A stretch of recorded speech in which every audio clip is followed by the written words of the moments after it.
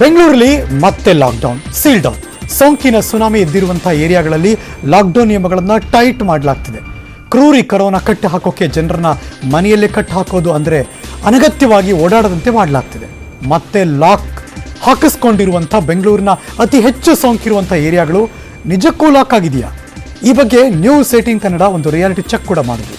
ಆ ಚೆಕ್ನ ರಿಸಲ್ಟ್ ಏನು ಅಂತೀರಾ? ಇಲ್ಲಿದೆ ನೋಡಿ. ನಾವು ಚಾಪೆ ಕೆಳಗಡೆ ಅಂದರೆ ಅವ್ರು ರಂಗೋಲೆ ಕೆಳಗಡೆ ತೂರಿ ಬೀದಿಯಲ್ಲೆಲ್ಲ ಓಡಾಡೋ ಅಂಥದ್ದು, ಇಂಥ ವ್ಯಕ್ತಿಗಳ ಬಗ್ಗೆ ಕ್ರಿಮಿನಲ್ ಕೇಸ್ಗಳನ್ನು ದಾಖಲೆ ಮಾಡುವಂಥದ್ದು. ನಮಗೂ ಒಂದು ರೀತಿ ಅಂತ ಆಶ್ಚರ್ಯ ಆಯಿತು, ಅದೇ ರೀತಿ ಆತಂಕನೂ ಕೂಡ ಆಯಿತು. ಈ ಸರ್ಕಾರ ಏನು ತೊಗಲಕ್ ಸರ್ಕಾರ ಅಲ್ಲ. ಲಾಕ್ಡೌನ್ ಹಾಕೋದು ಬೇಡ ಅಂದಾಗ ತೆಗೆಯೋದು ಈ ಥರ ಮಾಡೋಕ್ಕಾಗಲ್ಲ. ತಜ್ಞರು ಏನು ಕೊಡ್ತಾರೆ ಅದ್ರ ಪ್ರಕಾರ ಸರ್ಕಾರ ನಡೆಯುತ್ತೆ.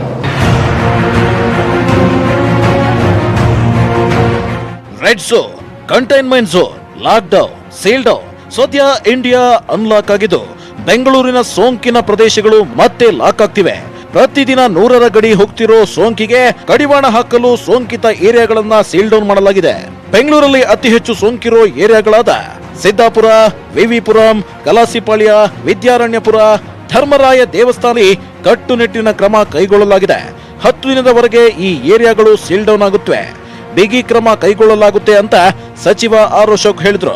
ಸಿದ್ದಾಪುರ, ವಿಶ್ವೇಶ್ವರಪುರ, ಕಲಾಸಿಪಾಳ್ಯ, ವಿದ್ಯಾರಣ್ಯಪುರ, ಬ್ಯಾಟರಾಯನಪುರ, ಧರ್ಮರಾಯ ಸ್ವಾಮಿ ದೇವಸ್ಥಾನ, ಎಲ್ಲಿ ಮಾರ್ಕೆಟ್, KR ಮಾರ್ಕೆಟ್ ಮತ್ತು ಕಲಾಸಿಪಾಳ್ಯ ಮಾರ್ಕೆಟ್ ಇದೆಯಾ ಈ ಭಾಗದಲ್ಲಿ ಇರುವಂತ ವಾರ್ಡ್ಗಳು. ಮೊದಲು 3-4 ಮನೆ ಮಾಡ್ತಾ ಇದ್ರಿ, ಈಗ ಎಂಟೈರ್ ಸ್ಟ್ರೀಟ್ ಮಾಡುವಂತಕ್ಕೆ ಈ ತರ ಸಮುದಾಯಕ್ಕೆ ಹೋಗ್ಬಾರ್ದು ಅನ್ನೋ ದೃಷ್ಟಿಯಿಂದನೇ ಮುಂಜಾಗ್ರತಾ ಕ್ರಮಗಳನ್ನ ತೆಗೆದುಕೊಳ್ತಾ ಇದ್ರಿ. ಕೇಳಿದ್ರಲ್ಲ, ಹೆಚ್ಚು ಸೋಂಕಿತರಿರೋ ಏರಿಯಾಗಳಲ್ಲಿ ಫುಲ್ ಟೈಟ್ ಮಾಡಲಾಗುತ್ತೆ.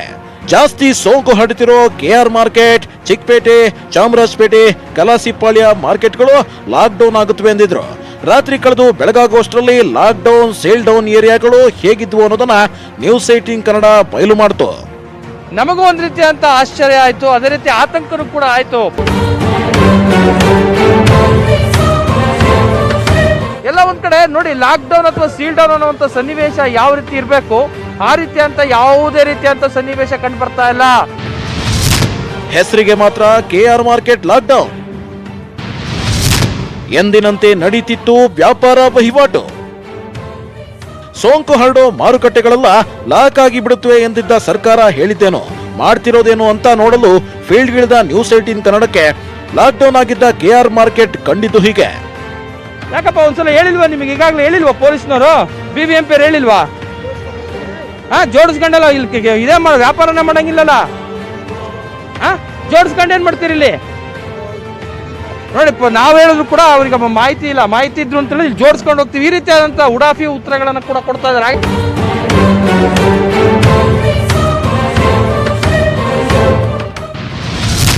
ಸೀಲ್ ಡೌನ್ ವಿದ್ಯಾರಣ್ಯಪುರದಲ್ಲಿ ಎಲ್ಲವೂ ಸರಾಗ. ಸೀಲ್ ಡೌನ್ ಏರಿಯಾದಲ್ಲಿ ಯಾರು ಅನಗತ್ಯವಾಗಿ ಹೊರಗಡೆ ಬರುವಂತಿಲ್ಲ. ಮುಖ್ಯ ರಸ್ತೆ ಬಿಟ್ಟು ಎಲ್ಲಾ ರಸ್ತೆಗಳು ಬಂದ್ ಆಗ್ಬೇಕು. ಆದ್ರೆ ಸೀಲ್ ಡೌನ್ ಏರಿಯಾ ವಿದ್ಯಾರಣ್ಯಪುರದಲ್ಲಿ ಎಂದಿನಂತೆ ಇತ್ತು ಜನಜೀವನ. MS ಪಾಳ್ಯ ಸೀಲ್ ಡೌನ್ ಅನ್ನೋದು ನಾಮಕಾವಸ್ಥೆಗೆ ಮಾತ್ರ ಇತ್ತು.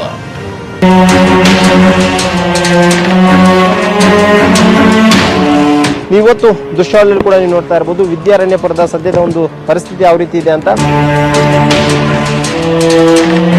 ಈಗ ನಾನು MS ಪಾಳ್ಯದ ಒಂದು ಜಂಕ್ಷನ್ ಅಲ್ಲಿ ಇದ್ದೀನಿ. ಇಲ್ಲಿನ ಒಂದು ಚಿತ್ರಣವನ್ನು ನೀವು ನೋಡ್ತಾ ಇರಬಹುದು. ನಿಜಕ್ಕೂ ಕೂಡ ಅಷ್ಟೇ, ಸೀಲ್ ಡೌನ್ ಅಂತ ಅನ್ಸ್ಕೊಂಡ್ರು ಕೂಡ ಅಷ್ಟೇ ಇಷ್ಟೊಂದು ಸಂಖ್ಯೆಯಲ್ಲಿ ಜನರ ಓಡಾಟ ಆಗ್ತಿದೆಯಾ ಅಂತ.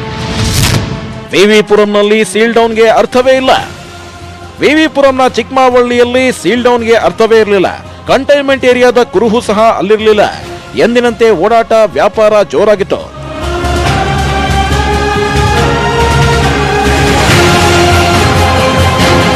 ನಾವೀಗ ವಿವಿಪುರಂಗೆ ಸೇರಿರುವಂತಹ ಚಿಕ್ಕಮಾವಳ್ಳಿಯಲ್ಲಿದ್ದೀವಿ. ನೀವು ನೋಡ್ಬೋದು, ಈ ರಸ್ತೆ ತುಂಬಾ ಜನರ ಓಡಾಟ ಎಷ್ಟು ಆರಾಮಾಗಿದೆ ಅಂತಂದ್ರೆ ಇಲ್ಲಿ ಸೀಲ್ ಡೌನ್ ಆಗ್ಲಿ, ಲಾಕ್ ಡೌನ್ ಆಗ್ಲಿ ಅಂತದ್ದೇನು ಇಲ್ಲಿ ಕಾಣಿಸ್ತಾನೆ ಇಲ್ಲ.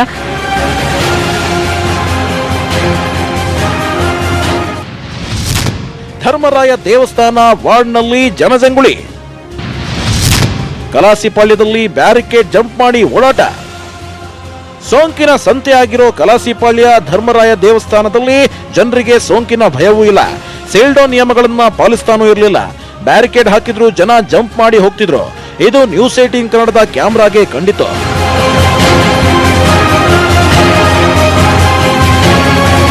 ಕಲಾಸಿಪಾಳ್ಯದಲ್ಲಿ ಸೀಲ್ ಡೌನ್ ಆಗಿದ್ರು ಕೂಡ ಬೆಳಗ್ಗೆ ವ್ಯಾಪಾರ ವಹಿವಾಟುಗಳು, ಹೂವಿನ ವ್ಯಾಪಾರ, ಎಲ್ಲ ಅಂಗಡಿ ಮುಂಗಟ್ಟುಗಳು ಸಹ ಓಪನ್ ಆಗಿತ್ತು. ಸ್ಥಳ ಪರಿಶೀಲನೆಗೆ ಬಂದ ಮೇಯರ್ಗೆ ತರಾಟೆ. ಕಲಾಸಿಪಾಳ್ಯಕ್ಕೆ ಬಂದ ಮೇಯರ್ ಗೌತಮ್ ಕುಮಾರ್ಗೆ ಜನ ತರಾಟೆಗೆ ತೆಗೆದುಕೊಂಡ್ರು. ಮನವಿ ಕೊಟ್ಟರು, ಯಾರು ತಲೆ ಕೆಡಿಸ್ಕೊಳ್ಳಿಲ್ಲ. ಈಗ ಸೀಲ್ ಡೌನ್ ಮಾಡಿ ಏನ್ ಪ್ರಯೋಜನ? ಸೋಂಕು ಹೆಚ್ಚಾಗ್ತಿದೆ, ಇದಕ್ಕೆ ಯಾರು ಹೊಣೆ ಅಂತ ಕ್ಲಾಸ್ ತಗೊಂಡ್ರು. ನೋಡಿ, ಮಾಹಿತಿ ಕೊಡೋದ್ರಲ್ಲಿ ತಡ ಆಗಿದೆ, ಅದು ನಾನು ಒಪ್ಕೊಂತಾ ಇದ್ದೀನಿ. ನಮ್ಮ ಅಧಿಕಾರಿಗಳು, ಮಾರ್ಷಲ್ಸು ಬೆಳಗ್ಗೆ ಬಂದು ಅವ್ರಿಗೆ ಮಾಹಿತಿ ಕೊಡಬೇಕಾಗಿತ್ತು, ಆ ಮಾಹಿತಿ ಕೊಟ್ಟಿದ್ದಿಲ್ಲ. ಆ ನಿಟ್ಟಿನಲ್ಲಿ ಇವಾಗ ನಾವು ಸ್ವತಃ ಬಂದು, ಮಹಾನಗರ ಪಾಲಿಕೆ ಸದಸ್ಯರು ಇದ್ದಾರೆ, ಡೆಪ್ಟಿ ಮೇಯರು ಇದ್ದಾರೆ, ನಾವೇ ಸ್ವತಃ ಬಂದು ಎಲ್ಲ ಸೀಲ್ ಡೌನ್ ಏನು ಪ್ರಕ್ರಿಯೆ ನಡೆದಿದೆ ಅದನ್ನ ನಾವೇ ವೀಕ್ಷಣೆ ಮಾಡುವಂತ ಕೆಲಸ ನಾವು ಮಾಡ್ತಾ ಇದ್ದೀವಿ. ನ್ಯೂಸ್ 18 ಕನ್ನಡ ವರದಿ ಬಳಿಕ ಎಚ್ಚೆತ್ತ ಬಿಬಿಎಂಪಿ. ಜನರ ಅನಗತ್ಯ ಓಡಾಟಕ್ಕೆ ಲಗಾಮು ಹಾಕಿದ ಪಾಲಿಕೆ. ಸೀಲ್ ಡೌನ್, ಲಾಕ್ ಡೌನ್ ಏರಿಯಾಗಳಲ್ಲಿ ಜನ ಎಂದಿನಂತೆ ಓಡಾಡ್ತಿದ್ರು. ಬ್ಯಾರಿಕೇಡ್ ಹಾಕಿದ್ರು, ಬಗ್ಗದೆ ಜಂಪ್ ಮಾಡ್ತಿದ್ರು.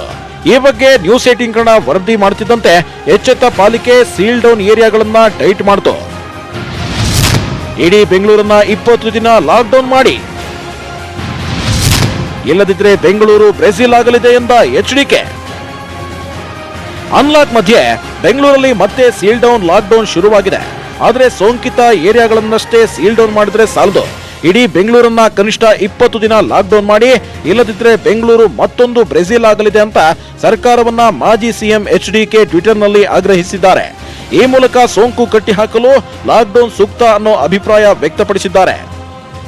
ಈ ಸರ್ಕಾರ ಏನು ತೊಗಲಕ್ ಸರ್ಕಾರ ಅಲ್ಲ, ಏನ್ ಬೇಕೋ ಮನ್ಸಿಗೆ ಬಂದಿದ್ ಮಾಡೋ ಅಂತದಕ್ಕೆ ಇದಕ್ಕೆ ಆದಂತ ಒಂದು ಕಮಿಟಿ ಇದೆ. ಆ ಕಮಿಟಿ ರಿಪೋರ್ಟ್ ತಜ್ಞರು ಏನ್ ಕೊಡ್ತಾರೆ ಅದ್ರ ಪ್ರಕಾರ ಸರ್ಕಾರ ನಡೆಯುತ್ತೆ. ಮತ್ತೆ ಸಂಪೂರ್ಣ ಲಾಕ್ಡೌನ್ ಆಗುತ್ತಾ ಬೆಂಗಳೂರು? ಗುರುವಾರ ಲಾಕ್ಡೌನ್ ಭವಿಷ್ಯ ನಿರ್ಧಾರ.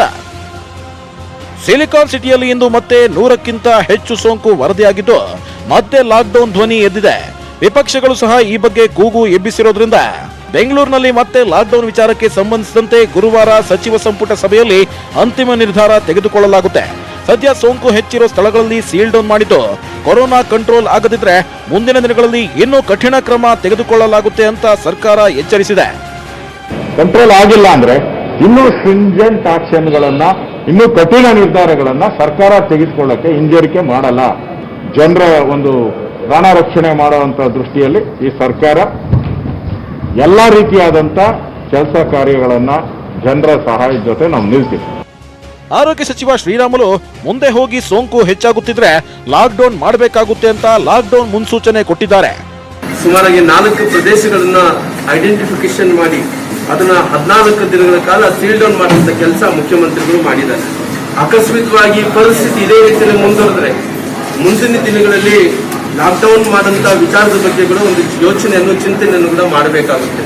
ಕೊರೋನಾ ಕಂಟ್ರೋಲ್ ಮಾಡಲು ಲಾಕ್ಡೌನ್, ಸೀಲ್ ಡೌನ್ ಕಂಟ್ರೋಲ್ಗೆ ಸಿಗದೆ ಇದ್ರೆ ಕಠಿಣ ಕ್ರಮ. ಸೊ 100ರ ಲೆಕ್ಕದಲ್ಲಿ ಸೋಂಕಿತರನ್ನ ಪ್ರತಿದಿನ ಆಸ್ಪತ್ರೆಗೆ ಸೇರಿಸ್ತಿರೋ ಕೊರೋನಾ ಮುಂದಿನ ದಿನದಲ್ಲಿ ಇನ್ಯಾವ ರೂಪ ತೋರಿಸುತ್ತೋ.